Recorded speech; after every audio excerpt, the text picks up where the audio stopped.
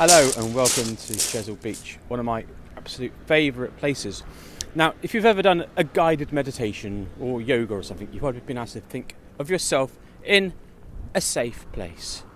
For me, mentally, Chesil Beach is one of my safe places. I like to come here and think about being on the bank in the middle of nowhere, no one around for miles, just the sea on one side, the Fleet Lagoon on the other, the skies above, and it's really, really good.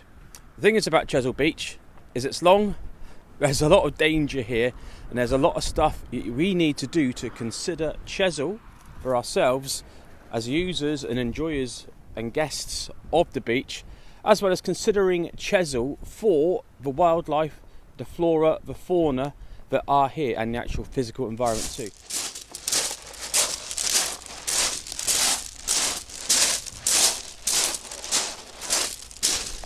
This is an amazing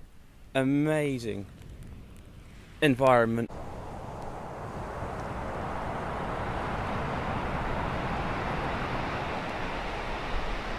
It's worth spending time in, but do it considerately, considering yourself and considering Chesil, yeah?